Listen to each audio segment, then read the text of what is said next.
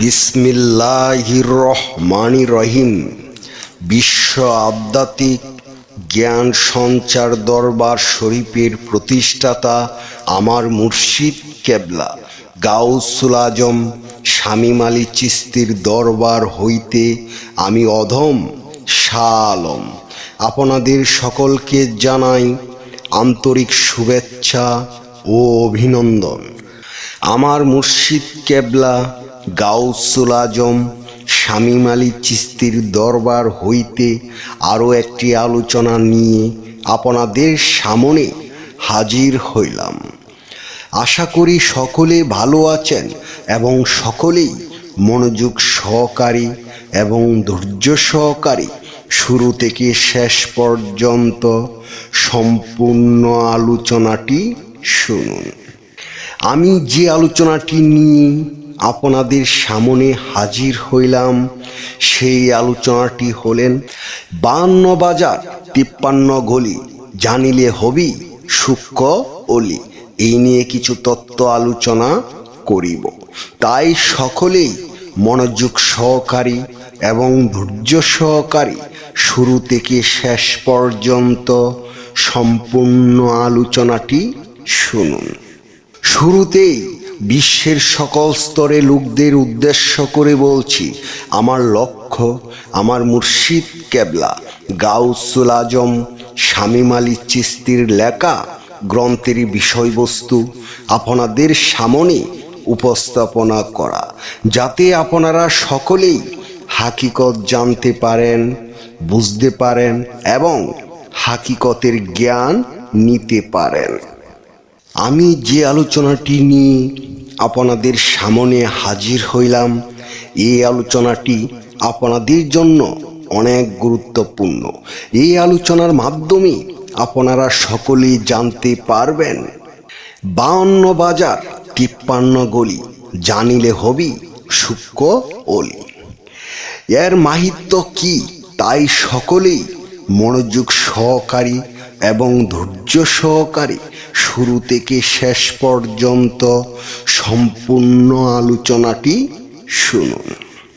52 বাজার 53 গলি মানব দেহের নারী উপনারী বা যুগের গুপ্ত চক্র ও পথের সাংকেতিক নাম।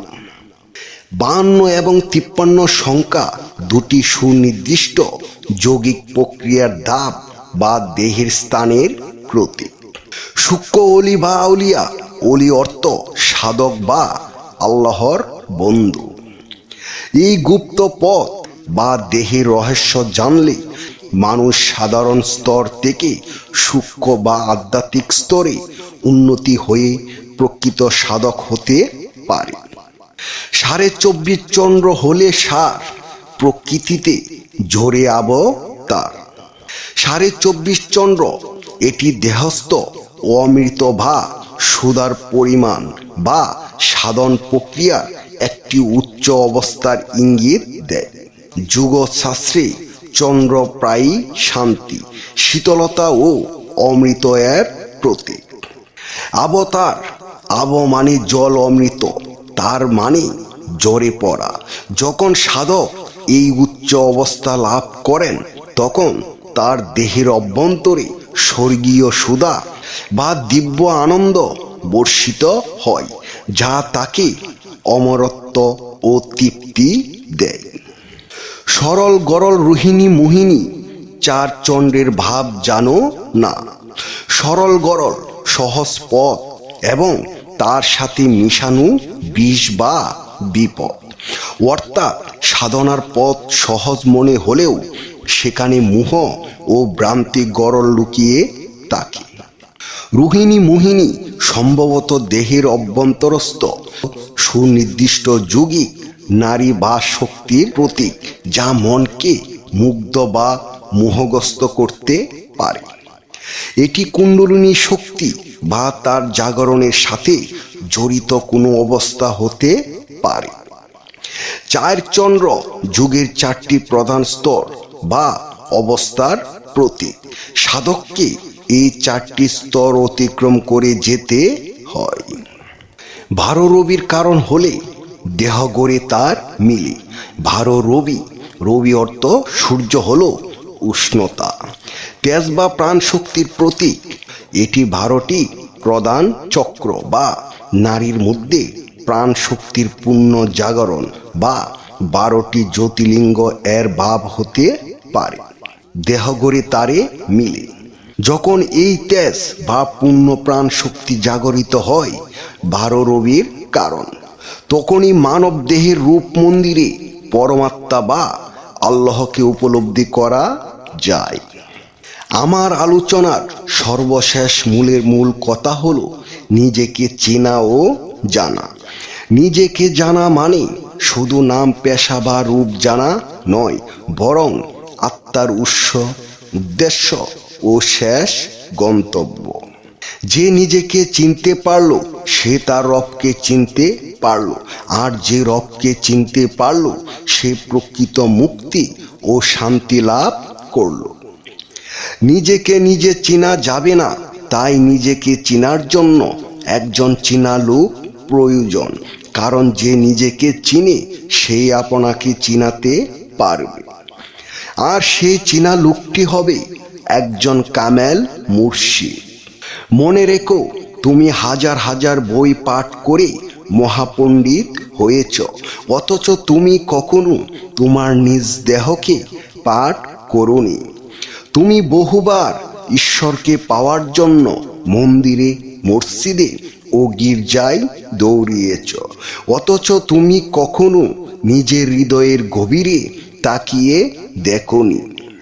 হে জগৎবাসী, মনে রেখো, অপবিত্র আত্মা জমজমের পানি দিয়ে গোসল করলেও পবিত্র হবে না, যতক্ষণ পর্যন্ত কামেল মুর্শিদের কাছে বায়াত না হবে। মুর্শিদ ব্যতীত পরিশুদ্ধ হবে না তোমার অপবিত্র মন, কারণ পরিশুদ্ধ আত্মা বিনে পাবে না স্রষ্টার দর্শন। আকাশ পাতাল খুঁজে কেউ পাইল না মাওলার সন্ধান, কামেল পীরের কাছে গেলে দেখাবে তার আসল স্থান।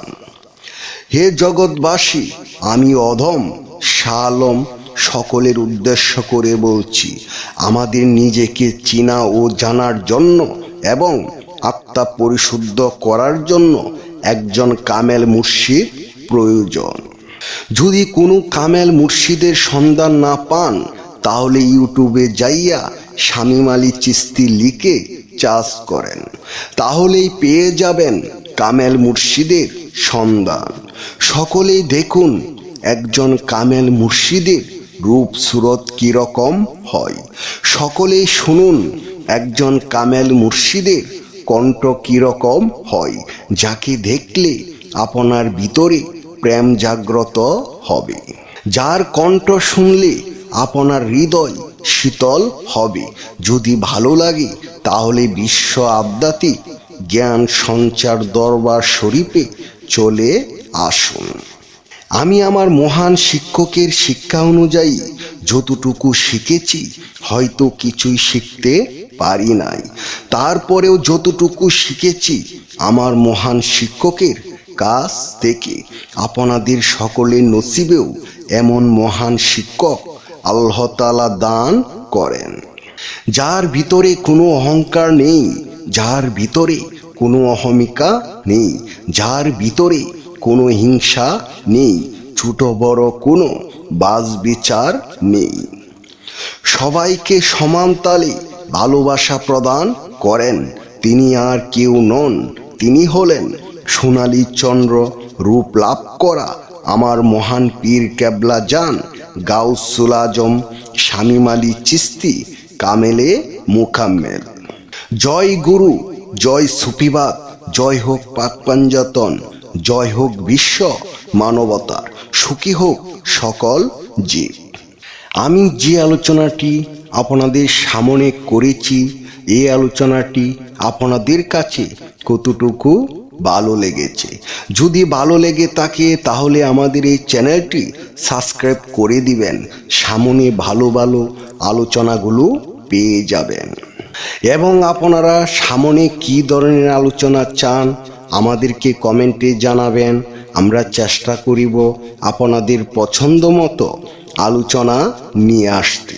আমার এই আলোচনাটি করতে যাইয়া কথা বা স্বাচ্ছন্দ্যে যদি কোনো ভুল হইয়া থাকে, সকলেই আমাকে ক্ষমা ও সুন্দর দৃষ্টিতে দেখবেন। সকলে আমার জন্য দোয়া করিবেন, আমি যেন আপনাদের সামনে ভালো ভালো আলোচনাগুলো নিয়ে আসতে পারি এবং শোনাইতে পারি। সর্বশেষে সকলের চরণে হাত রেখে একটি কথা বলতে চাই, আল্লাহ গোপনেরও গোপন। সেই গোপনকে পাইতে হলে একজন কামেল মুর্শিদের কাছে যাইয়া বায়াত গ্রহণ করি। সেই গোপন ইবাদত ও গোপন সাধনার মাধ্যমে আল্লাহকে লাভ করিতে হইবে।